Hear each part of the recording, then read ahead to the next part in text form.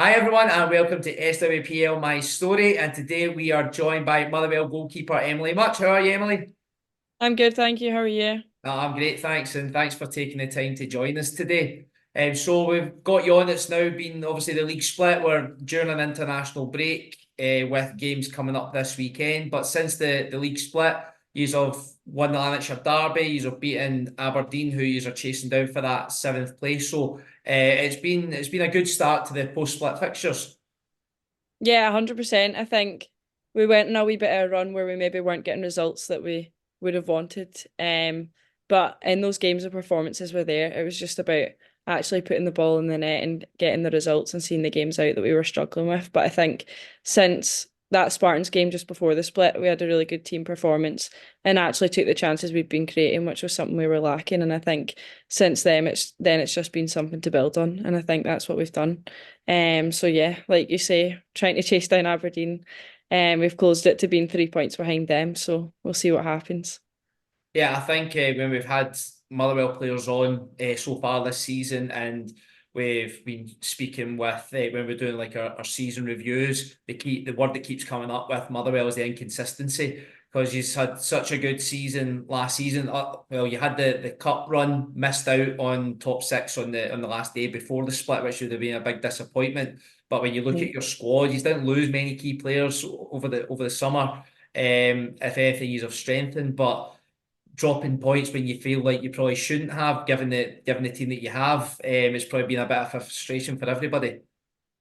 Yeah, 100%. I think it's definitely been a season that's been up and down for us. We were out both the cups fairly early on, which was obviously a blow for us considering the run we got on last year, obviously getting to Hampden and things like that. And that was obviously a really good experience. So that was disappointing to be out of both of them. And then obviously the league, we've been very up and down, maybe a bit inconsistent. I think the main thing, the performances have been there in the majority of the games.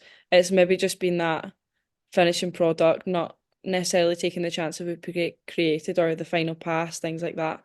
But yeah, I definitely think that's something that in the last few games we've picked up on. And I think that's why the results have started to turn in our way. And obviously that's only going to help because we're going to build in confidence and hopefully keep that going as we go on.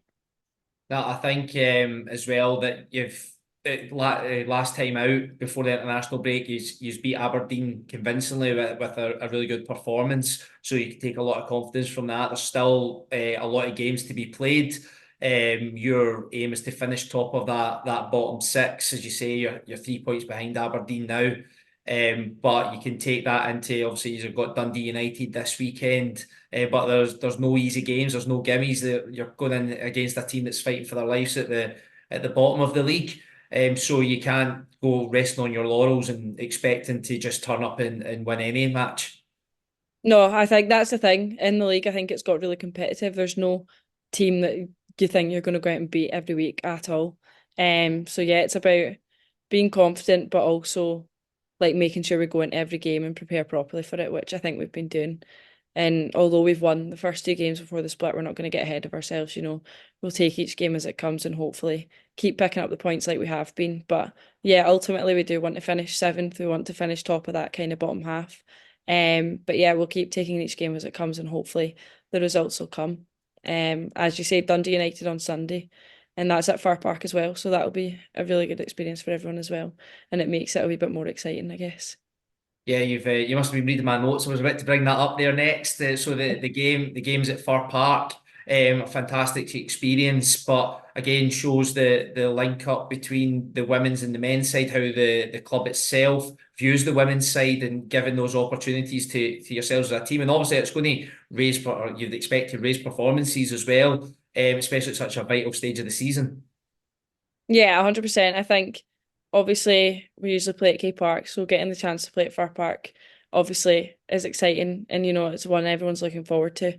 I think it'll really up the standards in training as well because it'll be everyone competing for places, which is what it has been because we've got a really competitive squad. But I think to play at Fir Park, everyone's going to want to do it, so it's only going to help us and make it all more exciting going into it.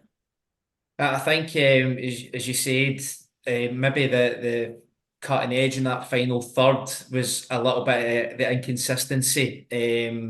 throughout the first half of the season. There was probably a few eyebrows raised, mine's included, I'm not going to lie, with some of the players that were put out on loan. There was quite a few loan moves made and brought in some players. We're not really one for singling individuals out, but the introduction of Laura Berry has made a fantastic difference to the goal cutting edge that he's have now in that final third, and the goals that she's brought in right from day one when she came on. I think her debut was maybe coming off the bench against the Ackies, and she got a goal then and never looked back. And she's a player with a big future.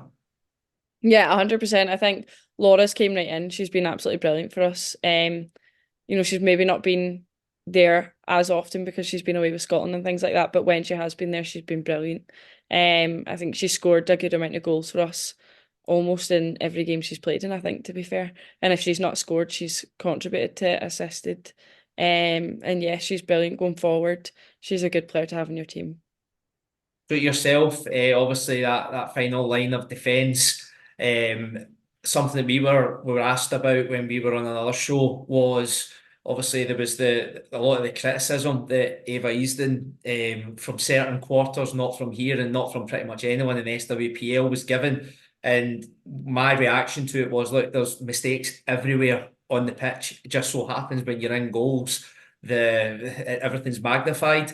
And if it's in a cup final, even more so. But the support that she then received from players, coaches, right throughout the leagues, and it just went to show how much everyone values the growth of our game, and everyone knows that everyone's got to stick up for one another. There's mistakes in the men's game all the time. When I was asked about it, and I used the example just on Thursday night, Liverpool against Sheffield United. Sheffield United goalies just smashed it off of Darwin Nunez. It's went in. Nobody mentioned it. So obviously it was unfair criticism that she felt, but just to hear your take on that side of things.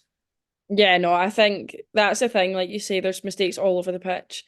It just so happens if you're a goalie, it's obviously pointed out a bit more.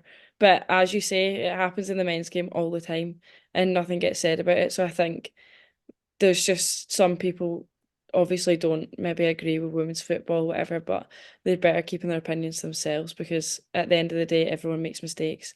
And like you say, that mistake in the Liverpool game, there's not been a word said about it. So why does it need to be different for Ava or whoever else as well? Because it's not the only one that's happened to as well. No, absolutely, Emily, and it's been fantastic to speak to you, and I wish you all the very best for your game on Sunday and the rest of the season. Thank you so much. No problem at all, and thanks everyone for joining us on SWPL My Story.